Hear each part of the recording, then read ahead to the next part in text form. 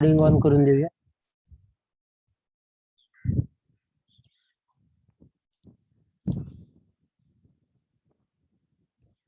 चला आपण मीटिंग आपल्याला घेऊया, नंतर कधी तुम्हाला व्ह्यू दाखवूया. ठीक आहे. तर कसं आहे, सध्या आपल्याला महत्वाचं आहे आपले लेक्चर्स कंटिन्यू करणं. मला थोडंसं काम असल्यामुळे मी इकडे आलेलो आहे, पण चला तरी आपण एक आज काही दिवस लेक्चर्स घेऊया असेच. तर चला बघा, इंटिग्रल्स ऑफ द फॉर्म. आता काय बघतोय आपण, इंटिग्रेशन बाय सबस्टिट्यूशन. चला बाकीच्यांनी लवकर जॉईन करत चला, 5 जण आलेले आहेत. डिसेबल करतो तुमच्यासाठी अनोटेशन्स. ठीक आहे. तर बघा, इंटिग्रल ऑफ द फॉर्म. जर अशा प्रकारचं इंटिग्रेशन आलं, मग कसं integration f dash of x upon F of x, तर याचं इंटिग्रेशन कसं फाइंड करायचं. ओके, बरोबर आहे ना. जर असं आलं मग काय सबस्टिट्यूशन करायचं. बरं, मग हे कसं ओळखणार. जर डिनॉमिनेटर मध्ये एखादा फंक्शन आहे आणि न्यूमरेटर मध्ये त्या फंक्शनचं काय आलेलं आहे, डेरिव्हेटिव्ह. डॅश म्हणजे काय, डेरिव्हेटिव्ह. बरोबर आहे. मग काय, let F of X is equal to T. Volume माझा ऑन आहे, आवाज येतो सर्वांना, चेक करतो मीच. ओके, आहे ऑन. ठीक आहे. कसं कधी कधी कन्फ्युज होऊन जातं. तर बघा, integration f dash of x upon F of x म्हणजे काय, न्यूमरेटर मध्ये जर डिनॉमिनेटरचा डेरिव्हेटिव्ह एक्झिस्ट करत असेल, म्हणजे डिनॉमिनेटर मध्ये जे फंक्शन आहे त्याचा डेरिव्हेटिव्ह न्यूमरेटर मध्ये एक्झिस्ट करतो. म्हणजे बघा काय दिले, F of X, F dash X म्हणजे त्याचा डेरिव्हेटिव्ह. मग काय करायचं, एफ ऑफ एक्स ला सबस्टिट्यूट करायचं T. Let F of X is equal to T. ठीक आहे ना. तर एफ ऑफ एक्स ला काय सबस्टिट्यूट केलं आपण, टी सबस्टिट्यूट केलं. मग एफ डॅश ऑफ एक्स चा डेरिव्हेटिव्ह काय असतो, सॉरी एफ ऑफ एक्स चा डेरिव्हेटिव्ह काय येणार आहे, f dash of x into dx is equal to d t. मग हा जो f dash of x dx आहे, याच्या जागी काय ठेवू शकतो मी, डी इथं न्यूमरेटर मध्ये. बरोबर, म्हणजे डी अपॉन टी. म्हणजेच मला integration f of x dx ला काय लिहू शकतो मी, इंटिग्रेशन 1 अपॉन टी डी. आणि तुम्हाला माहिती 1 अपॉन टी म्हणजेच काय, 1 अपॉन एक्स असेल तर इंटिग्रेशन 1 अपॉन एक्स काय बघितलं आताच आपण, इंटिग्रेशन 1 अपॉन एक्स डीएक्स काय असतं, लॉग ऑफ एक्स. ठीक आहे ना. इंटिग्रेशन 1 अपॉन एक्स डीएक्स काय असतं, लॉग ऑफ एक्स किंवा log of mod of x. त्याचं काय होईल, log of mod of t plus c. Okay. किंवा टीच्या जागी काय करणार मग परत एफ ऑफ एक्स सबस्टिट्यूट करणार, जे काही फंक्शन आहे ती. ठीक आहे. तर अशा टाईपचं फंक्शन कसं ओळखायचं, तर काय करायचं तुम्हाला, की एफ ऑफ एक्स समजा असं काही फंक्शन आलं, न्यूमरेटर मध्ये काय आहे आणि डिनॉमिनेटर मध्ये, तर पहिल्यांदा काय चेक करायचं, बघा लक्षात येतं की डिनॉमिनेटरचा डेरिव्हेटिव्ह न्यूमरेटर मध्ये एक्झिस्ट करतोय का हे चेक करायचे. ठीक आहे. तर अशा वेळी तुम्हाला सबस्टिट्यूशन करायचं आहे. तर नेक्स्ट बघा, काय दिले, इम्पॉर्टंट काही नोट्स आहे तिथे. तर काय आहे, the following integrals can be taken as standard integrals. Okay. तर हे जे काही इंटिग्रल्स आहेत त्याला आपण एक स्टँडर्ड इंटिग्रल्स म्हणून घेऊ शकतो. बघा काय आहे मग, इंटिग्रेशन टॅन एक्स बघितले आपण, की इंटिग्रेशन टॅन एक्स काय असतं, log of sec x plus c. ठीक आहे ना. काही मग आता तुम्ही कसं चेक करणार, याचा डेरिव्हेटिव्ह घ्या, तो टॅन एक्स असला पाहिजे. ठीक आहे, वरती आपण बघितलंच आहे. तरी याला तुम्ही काय करू शकता, एक स्टँडर्ड फॉर्म्युला म्हणून वापरू शकता. ठीक आहे ना. हा जो काय आहे एक स्टँडर्ड फॉर्म्युला, म्हणजे लॉग ऑफ समजा इंटिग्रेशन ऑफ टॅन एक्स विचारलं तर तुम्ही डायरेक्टली लिहू शकता log of mod sec x plus c. ठीक आहे. मग हा तुम्ही फॉर्म्युला म्हणून वापरू शकता. तसंच कॉटेक्सचं पण आहे लॉग ऑफ साइन एक्स, आणि इंटिग्रेशन सेक एक्स आहे log of sec x plus tan x, आणि log of integration of cosec x आहे log of cosec x minus cot x. ठीक आहे. हे दोघं एका टाईपचे आहेत आणि हे दोघं एका टाईपचे. तर हे तुम्ही डायरेक्टली फॉर्म्युला म्हणून वापरू शकता. ठीक आहे. त्याच्यानंतर नेक्स्ट आहे तुमचा बघा, इंटिग्रल्स ऑफ द फॉर्म. इथे बघा दिसेल तुम्हाला, integration f of x into f dash of x. आता बघा काय केलं, तो पहिल्यांदा कसं होतं, F dash of x upon F of x होता. म्हणजे डिनॉमिनेटर मधील फंक्शनचा न्यूमरेटर मध्ये डेरिव्हेटिव्ह एक्झिस्ट करत होता. ठीक आहे ना, असं होतं. बरोबर. आता काय आहे, या फंक्शनचा इथेच मल्टिप्लिकेशन मध्ये डेरिव्हेटिव्ह आहे. मग अशा वेळी काय करणार, त्यावेळी तुम्हाला काय करायचं, एफ ऑफ एक्स ला टी सबस्टिट्यूट करायचे. बघा न्यूमरेटर मध्ये किंवा त्याच्या मल्टिप्लिकेशन मध्ये जर त्याचा त्या फंक्शनचा डेरिव्हेटिव्ह एक्झिस्ट करत असेल तर फंक्शनला आपण सबस्टिट्यूट करायचं. ओके. आणि मग त्याचा डेरिव्हेटिव्ह घेऊन ते टी डी येईल आणि ते रिसबस्टिट्यूट केलं तर आपल्याला इंटिग्रेशन लिहिता येईल. म्हणजे याला मी कसं लिहिता येईल बरं, integration f x okay into f dash of x dx असेल. बरोबर. याला मी कसं लिहिल, इंटिग्रेशन. आता बघा f dash of x dx काय आहे, डी टी, आणि एफ एक्स म्हणजे काय तुमचा टी, म्हणजे टी डी टी झाला. म्हणजे तुम्हाला याचं इंटिग्रेशन फाइंड करता येतं. ओके. मग टीचं इंटिग्रेशन काय असतं, टी स्क्वेअर अपॉन 2. ठीक आहे ना. एक्स रेस टू एनचं integration x raise to n plus one upon n plus one. Okay, ते जस्ट बेसिक आहेत, तुम्हाला सर्व बघितलेलेच आहे तुम्ही मोस्टली. तरी बघा आपण घेण्याचा प्रयत्न करतोय. ठीक आहे, आता बघा थोडं मोठंच झालं जास्त. ठीक आहे, दिसत असेल तुम्हाला. बघा integrals in the standard form. पहिलं बघा आता काय integrals in the standard form. तर याचे तुम्ही फॉर्म्युले बघितलेत बघा. 1/x² plus a² dx. Okay, तर आता इथं काय दिलंय की जस्ट तुम्हाला ते कसं आलं ते दाखवलंय, पण ते गरज नाही. ठीक आहे, तुम्ही आता डायरेक्टली फॉर्म्युले लक्षात ठेवता. एवढा वेळ नाहीये की आपण लेक्चर मध्ये म्हणजे आपण क्रॅश कोर्स बघतोय एक एक कसा फॉर्म्युला आला त्याला कसं वापरणार. ठीक आहे ना, की हा डायरेक्टली तर आपण डायरेक्टली फॉर्म्युला लक्षात ठेवणार. ठीक आहे, याचं इंटिग्रेशन तो दिलं, याचा अर्थ ते येणारच आहे तुम्ही फाइंड केल्यानंतर, बरोबर. तर तुम्हाला तो डायरेक्टली रिझल्ट वापरायचा आहे. ओके, बघा तो 1/x² plus a² into dx is equal to 1/a tan inverse of x upon a plus c. ठीक आहे, इथे असं इंटिग्रेशन असेल, लक्षात ठेवा. ओके, तर हे काय नाही, जस्ट फॉर्म्युले आहेत, आपण बघितले त्यावरती. जेव्हा आपण मेन फॉर्म्युले जेव्हा इम्पॉर्टंट बघितले ना पहिल्यांदा, तिथेच हे आहे. ओके, तर फक्त तुम्हाला लक्षात ठेवायचं कसं आलं ते तिथं दाखवलंय फक्त, की बघा 1/x² प्लस a² चं इंटिग्रेशन काय आहे 1/a tan inverse of x upon a plus c. मग कसं आलं बघा, त्यांनी दाखवलंय तुम्हाला. I is equal to let केलं integration x² plus a² dx. ठीक आहे, integration 1/x² plus a² dx. तर काय केलं, a² कॉमन काढला बघा इथून. तर बघा a² जर मी इथून कॉमन काढला तर काय राहील, इथे होईल x² अपॉन a² आणि इथे काय राहील 1 राहील, बरोबर आहे ना. हा 1 हा झाला, a² गेला तर काय राहील 1. आणि इथून a² कॉमन काढायचा म्हणजे मला काय करावं लागेल, x² मधून मला a² कॉमन काढायचा आहे. तर मी a² ने काय करेल, मल्टिप्लाय आणि डिवाइड करेल. मग हा a² गेला तर मला डिनॉमिनेटर मध्ये a² राहील, म्हणजे x अपॉन a चा होल स्क्वेअर. ठीक आहे, आणि हा इथे 1/a dx.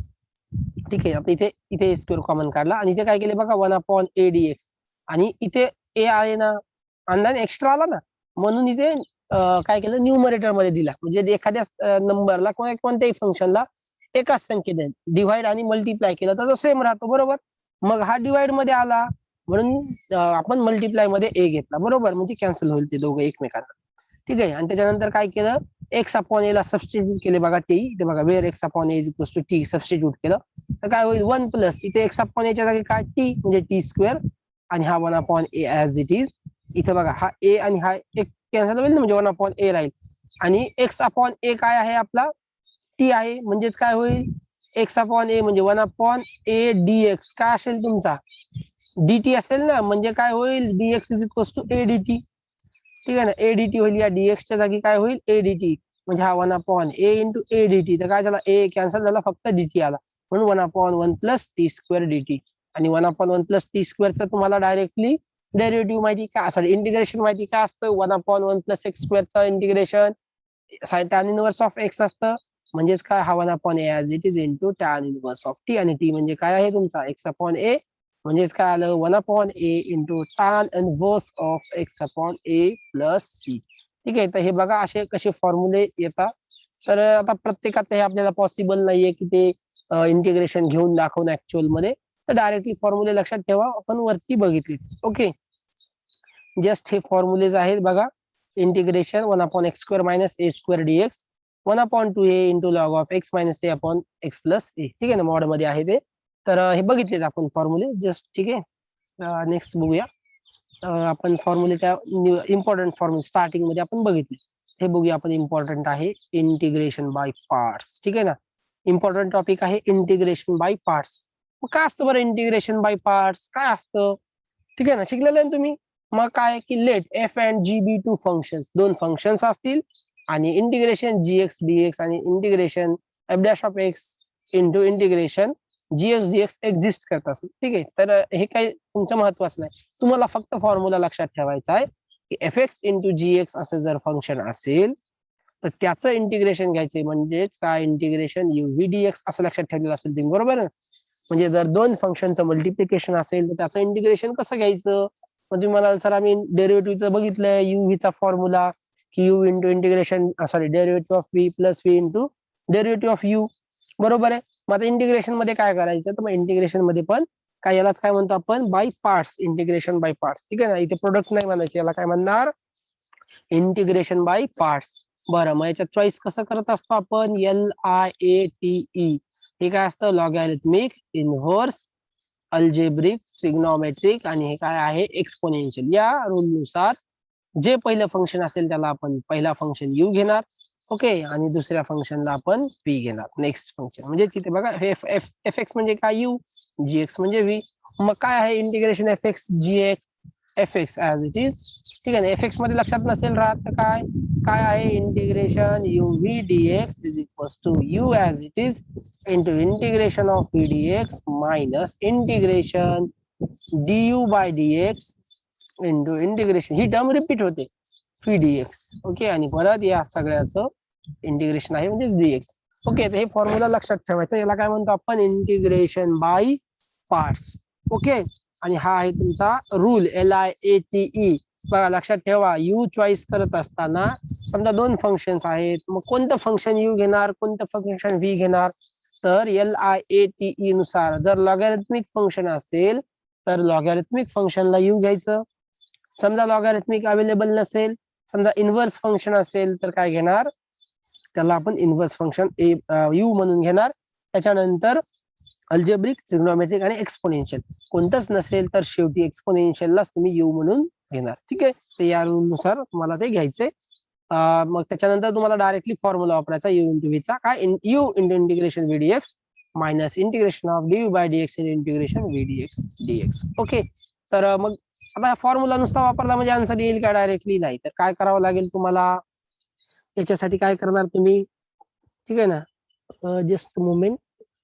ओके, तर काय करावं लागेल, ज्यावेळेस समजा you into integration v d x असेल तर इंटिग्रेशन घ्यावं लागेल ना व्हीचं, बरोबर. डेरिव्हेटिव्ह फाइंड करावं लागेल d u by d x, परत ते इंटिग्रेशन व्ही डी एक्स घ्यावं लागेल, त्याचं आलेलं इंटिग्रेशन. ठीक आहे, पण मग तुम्हाला ते सेपरेट होईल, बरोबर. फॉर्म्युला भेटेल तुमच्याकडे, मग याचं इंटिग्रेशन घ्यावं लागेल मला, याचं घ्यावं लागेल, मग या आलेल्या टर्मचं पण इंटिग्रेशन घ्यावं लागेल. ओके, आता बघा नेक्स्ट इम्पॉर्टंट नोट्स काय दिले, तर काही फॉर्म्युले आहेत तुमच्याकडे. Following integrals can be remembered as standard integrals.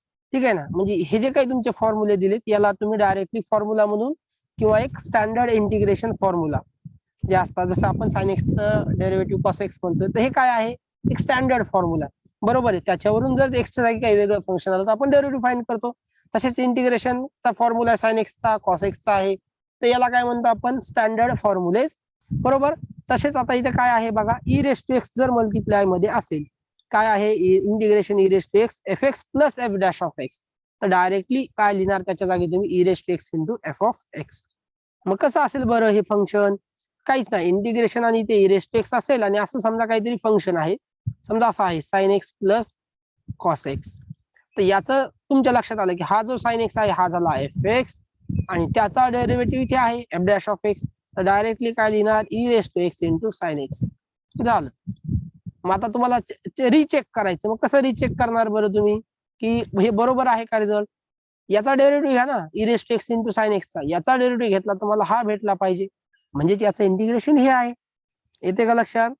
त्याच्यानंतर बघा ई रेस टू एक्स, तर हे रिझल्ट महत्वाचा आहे बरं का, याच्यावरती एक्झाम्पल्स विचारता की e raise to x into cos of b x plus c dx असं जर असेल तर इंटिग्रेशन याचं कसं घ्यायचं, तर e raise to x upon a square plus b square into बघा a cos b x plus b sine b x.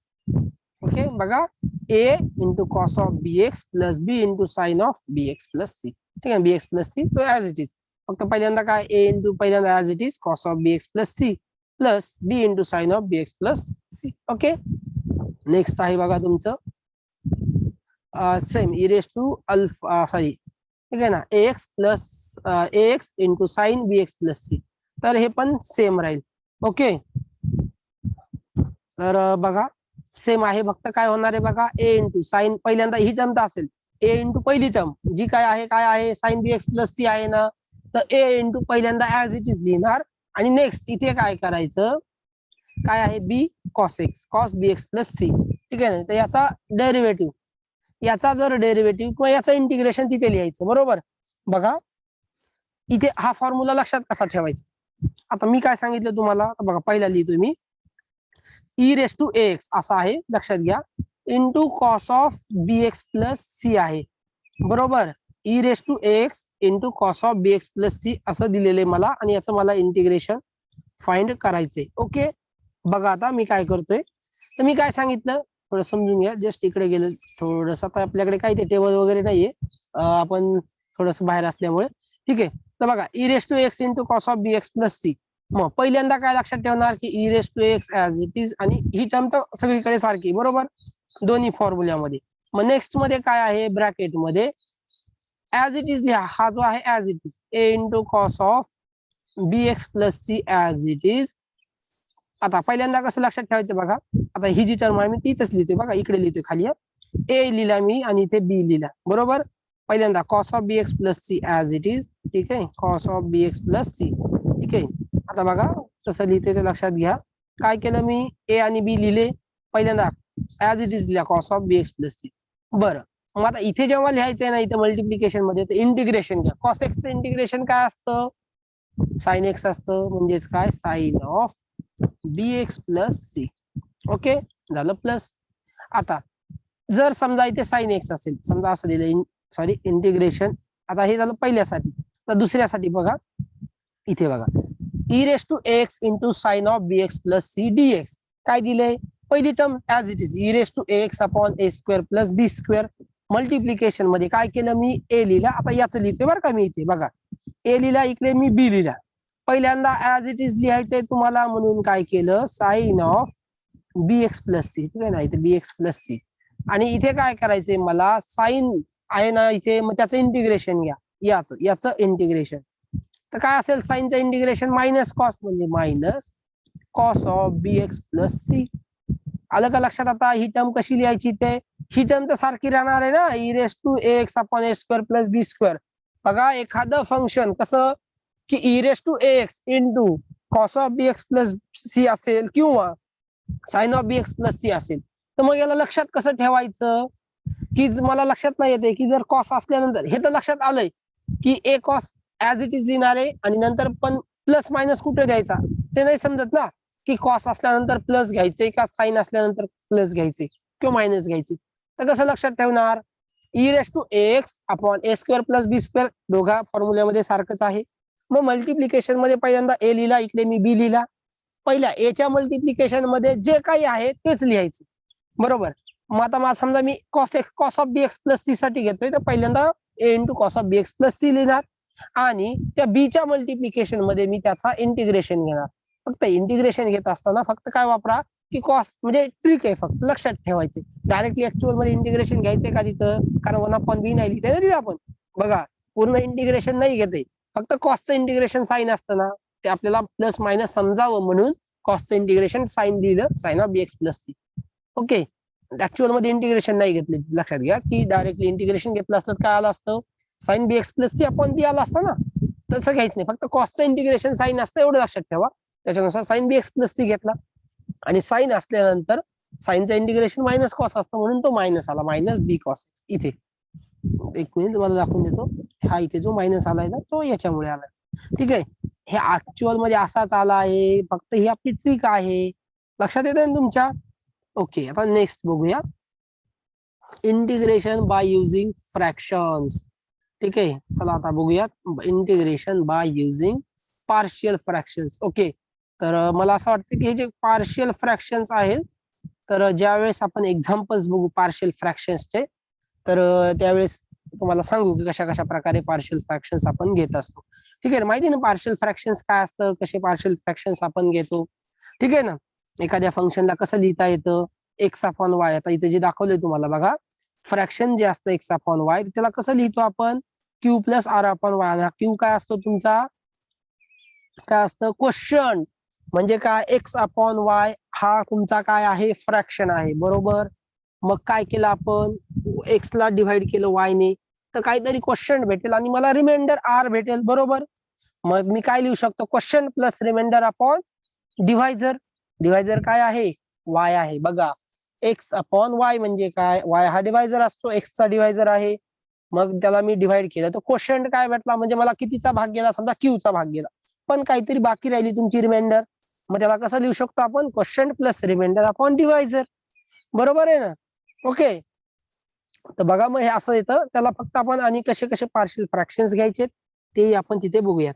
Okay, तर ते आपण म्हणजे हा एक्स अपॉन वाय ला काय करणार, q plus r upon y घेणार आणि मग त्याचं इंटिग्रेशन घेणार. ठीक आहे ना. बघा, आणि r upon y is a proper fraction. तर ते प्रॉपर फ्रॅक्शन असणार आहे. We break up y in simplest factors. तर काय करायचं असतं आपल्याला त्या सिम्पलेस्ट फॅक्टर्स मध्ये, ते तुम्हाला बाकीच्या बघायचे दिलेले तुम्हाला दाखवून देतो. मोस्टली आपण हे नंतर पण बघू शकतो.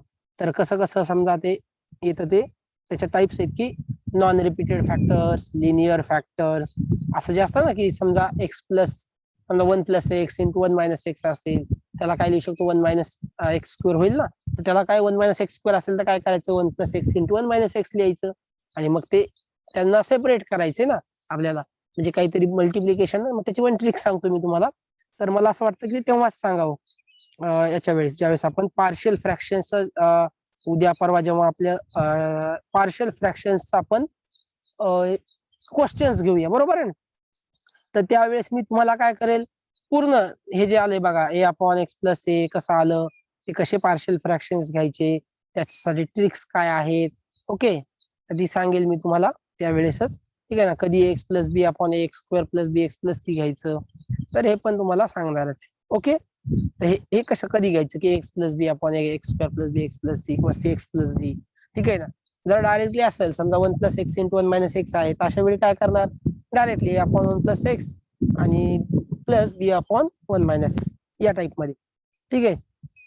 तर लक्षात घ्या इंटिग्रेशनचे जस्ट बघा. आता मी आपण एक पहिला लेक्चर म्हणजे काय नाही तुम्हाला लक्षात आलं पाहिजे, कारण तुम्ही पण आता हे जो इंटिग्रेशन आहे तुम्ही पण बऱ्याच दिवसापूर्वी चॅप्टर शिकलेला असतो. आता बरेच दिवस झाले तुमच्याकडे हे पण नाही ना, म्हणजे लेक्चर्स वगैरेचं पण चालूच आहे. इंटिग्रेशन शिकून झालंय टाईप, म्हणजे तुमची एक्झाम पण कॅन्सल झाल्यामुळे म्हणजे विसरून जातं. ठीक आहे. एक रिव्हिजन होणार, रिव्हिजन झाल्यानंतर त्याचाच तुम्हाला एक्झाम्पल सॉल्व्ह करताना लक्षात येईल. ओके. बघा, एक जस्ट स्पेशल टाईपचे काही इंटिग्रेशन्स आहेत ते पण बघून घ्या. नंतर टाईप ऑफ इंटिग्रल्स आहेत. ठीक आहे. हे सर्व तुम्ही, मला असं वाटतं सर्व बुक्स मध्ये आहे, ते सगळे टाइप्स तुम्ही बघून घ्या. इथे आपण एक एक जर घ्यायला गेलो तर बराच वेळ जाईल आपला MCQs पण घ्यायचे. ठीक आहे. जस्ट एक तुम्हाला मी बघा काहीच नाही, बघा काय integration 1/x + b √px + q अशा टाइपचा असेल तर डायरेक्टली काय सबस्टिट्यूशन करायचे तुम्हाला px + q = t². ठीक आहे. हे लक्षात घ्या की कुठे काय सबस्टिट्यूशन करायचे. आणि हे जे आहेत ना बघा, हे काय दिले स्पेशल इंटिग्रल्स, तर इथे तुम्हाला काही ऑप्शन नाहीये, हे तुम्हाला लक्षातच ठेवायचे. ओके. अशी काही ट्रिक्स वगैरे किंवा इथे काही नसतं की तुम्हाला फॉर्म्युला वापरता येईल, काय नाही. तुम्हाला हे सबस्टिट्यूशन लक्षात ठेवायचे की असं टाईपचं आलं की मला px + q = t² सबस्टिट्यूट करायचं आहे. ओके. बघा, हे लक्षातच पण येईल तुम्हाला थोडंसं. आणि बघा लक्षात लगेचच येतं की हा काहीतरी मला वेगळा इंटिग्रेशन दिसतोय, मग तुमच्या लगेच लक्षात आलं बघ नाही हा या स्पेशल टाईप मधला आहे. ओके. बघा ते कसं येतं ते. त्याच्यानंतर बघा टाईप ऑफ इंटिग्रल. ओके. जर असं असेल √ मध्ये a² - x². ओके. हे झालेलं आहे आपलं, आय थिंक बघितलं आपण वरती अशा टाईपचे बघितले. ओके. हे फॉर्म्युलाज मध्ये बघितलेले. त्याच्यानंतर बघा इथे काय आहे. ठीक आहे. Type of integrals. ओके. ते अशा टाईपचे जर इंटिग्रल्स असतील तर बघा काय काय टाईप्स आहेत. ओके. जस्ट थोडस मोठं करून घेऊ याला आपण जर अजून. ओके. ठीक आहे. काय आहे 1/a + b cos x dx. तर असा जर असेल आणि a² = b² असेल तर काय करायचंय, काय सबस्टिट्यूशन करायचंय तुम्हाला ते बघा. ते याचं इंटिग्रेशन डायरेक्टली दिले 1/a × tan of x/2 + c if a = b असेल तर. आणि जर b = -a असेल त्याला काय करा -1/a × cot of x/2. ठीक आहे. तर हे पण बघा, तुम्हाला इथं काही ट्रिक्स वगैरे नाहीये, तुम्हाला ते लक्षातच ठेवायचंय. म्हणजे तुम्हाला काय करायचंय, एक एक हे काय मोस्टली 7-8-10 टाइप्स असतील तर ते तुम्हाला लक्षात ठेवायचे. ओके. बघा a + b cos x झाला, a² = b². मग a² ≠ b² असेल तर काय आहे 2/√a² - b² × tan inverse of √a - b. ठीक आहे. हे तुम्ही लक्षात नाही जरी ठेवलं तरी चालेल, पण लक्षात ठेवा. ठीक आहे. एखाद्या वेळेस विचारलं असतं काही सांगता येत नाही. ओके. तर असं काही करू नका. एखाद्या समजा आपण टॉपिक जसं स्किप करत जातो. ओके. आय थिंक आपण एक्झाम्पल्स वरती चालू आहे. तर बघा, आता मला असं वाटतंय की ठीक बऱ्यापैकी सांगितले. हे थोडेसे फॉर्म्युले आहेत, तर ते पण तुम्ही रीड करून घ्या व्यवस्थित. तुमचे काही डाऊट्स आहे का इंटिग्रेशन बद्दल, कारण आपण एक्झाम्पल आता सुरू करूयात किंवा मग उद्यालाच आपण एक्झाम्पल्स घेऊ शकतो. बरं चला, काही तुम्हाला इंटिग्रेशन बद्दल डाऊट्स, ठीक आहे. आता याच्यातल्या काही टॉपिक्स तुमचे डिलीटही झाले असतील, ठीक आहे. तर मी कसं लेक्चर सुरू करत असताना काही बघत नाही की कोणता टॉपिक डिलीट झालाय, काय नाही, ठीक आहे. तर ज्यावेळेस आपण एक्झाम्पल्स घेऊ तर त्यावेळेस काय करू, चेक करूयात अगोदर की कोणता टॉपिक डिलीट झालेला आहे, तो घेणार नाही, ठीक आहे. आता याच्यातून तुम्हाला काय झालं, जो टॉपिक डिलीट झाला त्याचं पण तुम्हाला एक लक्षात येईल. पण मग ते तुम्हाला असं कधी कधी होतं की एखादा टॉपिक जरी डिलीट झाला असेल त्याचा यूज तुम्हाला दुसऱ्या टॉपिक मध्ये पण होत असतो. ओके, बरं बघा आता चला, सर्वांनी सांगा मला काही डाऊट्स वगैरे तुम्हाला काय वाटतंय इंटिग्रेशनचे. आता बघा उद्यापासून मस्त असं आपण हवेशीर लेक्चर घेऊया व्यवस्थित. तुम्हाला एक एक एक्झाम्पल, समजा एक टाईप सुरू करणार आपण. समजा जर आपण सबस्टिट्यूशनची मेथड चालू केली तर सबस्टिट्यूशनचे काही एक 4-5 किंवा एक 7-8-10 एक्झाम्पल्स घेऊया, ठीक आहे. एक्झाम्पल्स असे घेऊया की एकदम हळूवार, म्हणजे समजा तुम्हाला 4च एक्झाम्पल झाले ना, पण तुम्हाला समजलं की नाही आता जर असं काही टाईपचं एक्झाम्पल आलं तर मला हे सबस्टिट्यूट करायचे, ठीक आहे. तसे एक्झाम्पल्स भरपूर असतात, तुम्ही टॉपिक्स करता, पण तुम्हाला समजणं महत्वाचं आहे, बरोबर आहे ना. आता हे काय करणार, उद्या सर्वांनी जेवढे काही इंटिग्रेशनचे बुक्स मध्ये फॉर्म्युले आहेत किंवा ज्या ज्या टाइप्स आहेत ते सगळं रीड करून यायचं. जेवढे स्टँडर्ड फॉर्म्युले म्हणून वापरता येतील ते सगळे रीड करायचे, ठीक आहे. रीड करणार का सर्वजण? रीड करून या, म्हणजे काय होईल माहिती का, नाही तर मी फॉर्म्युला सांगतोय तर तुम्ही विसरून जाल. एक्झाम्पल आल्या आल्या तुमच्या डोक्यामध्ये क्लिक झाला पाहिजे फॉर्म्युला डायरेक्टली. मी सांगायची गरज नको पडायला, तुम्हाला डायरेक्टली क्लिक झाला पाहिजे. तुम्ही एक्झाम्पल दिसलं का की नाही, तुम्हाला असा कॉन्फिडन्स आला पाहिजे की नाही हे एक्झाम्पल मी सॉल्व्ह करू शकतो, मला अशा अशा टाईपचा फॉर्म्युला माहिती आणि मी इथे वापर करू शकतो. येते का लक्षात? किंवा एक्झाम्पल कडे बघितल्या लक्षात आलं पाहिजे की नाही या एक्झाम्पल मध्ये मला असं दिसतंय की जो डिनॉमिनेटर मध्ये फंक्शन आहे त्याचा डेरिव्हेटिव्ह मला वरती दिसतोय, कारण आता डेरिव्हेटिव्ह तुम्हाला माहिती झालेले, बरोबर. आणि असे पण अवघड नसतं की खालच्याचा डेरिव्हेटिव्ह वरती आहे किंवा तो विचार करायची गरज नसते, तुम्हाला तो सिंपलच असतो. म्हणजे कसं, थोडक्यात समजा 1 समजा डिनॉमिनेटर मध्ये x² आहे, समजा एक सिंपल, तिथे येणार नाही, पण मग समजा आहे समजा x² आणि वरती समजा 2x आहे, तर तुमच्या लक्षात काय येईल की हा ठीक आहे, डिनॉमिनेटर मध्ये x² आहे तर वरती काय आहे 2x आहे. ऍक्च्युअल मध्ये असं देणार नाही, ते x कॅन्सल होईल, पण एक असा सिंपल तुम्हाला असेल डेरिव्हेटिव्ह किंवा वेगळं काहीतरी फंक्शन असेल. तर बघा असं आहे, तुम्ही आता उद्या व्यवस्थित बघा, पक्षी इकडे ओरडत आहे, आवाज येतच असेल तुम्हाला, तर व्यवस्थित काय करा, समजून म्हणजे जे काही तुमचे फॉर्म्युलेज आहेत, मला असं म्हणणं आहे की तुम्ही इंटिग्रेशनचे एक्झाम्पल सॉल्व्ह करण्याच्या अगोदर सर्व फॉर्म्युले पाठ नका करू, लर्न करा. बरं, कोण कोण कसं तुम्ही लर्न कसे करता, फॉर्म्युले सांगाल का, कसे करता फॉर्म्युले लर्न तुम्ही? चॅट मध्ये सांगितलं तरी चालेल. तुमचा कोणी बोलतंय का, मला आवाज एखाद्या वेळेस जर येत नसेल तर. फॉर्म्युलेज कसे लर्न करता बरं तुम्ही? आहे आवाज आहे, चला लवकर एनीवन सांगाल का, कसे लर्न म्हणजे लर्न कसे करता? समजा तुम्हाला फॉर्म्युले पाठ करायचे तर तुम्ही ते समजा लर्न करता म्हणता, त्याला कसं करता लर्न? बरं बघा, काय करायचंय तुम्हाला, आता इंटिग्रेशनची किंवा डेरिव्हेटिव्हचे फॉर्म्युले लक्षात ठेवा. आता कसे लक्षात ठेवा, पूर्ण डेरिव्हेटिव्हचे फॉर्म्युले लिहा एका साईडला आणि त्यानुसार कम्पॅरेटिव्हली इंटिग्रेशनचे फॉर्म्युले साईडला लिहा. ओके, त्याच्यानंतर काय करा, तुम्हाला इंटिग्रेशनचे फॉर्म्युले लर्नच करायचे ना, असे वाचून पाठ नाही होत, तर लिहा, एकदा लिहा, मना बघून लिहा, दोनदा बघून लिहा, मनाने लिहायचा प्रयत्न करा, ठीक आहे. राईट करतो ओके, भावना म्हणते राईट करते डबल डबल. ओके, तर जर समजा एखाद्याला प्रॉब्लेम असेल ना तर काय करायचं माहिती का, 5 वेळा लिहा, हरकत नाही. 5 वेळा जरी लिहिले ना तुम्ही, तुम्हाला समजा 4 वेळा जमणार नाही, पण 5व्या वेळेस तुम्ही डायरेक्टली मनाने एक फॉर्म्युला सुरू केला का शेवटपर्यंत याल, ठीक आहे, पटापट असं म्हणजे, आणि मग त्यावेळेस तुम्हाला आपोआप माइंड मध्ये क्लिअर होत जाईल. ओके, गोष्टी तुम्हाला लक्षातच येईल. तर असं करत जाऊया.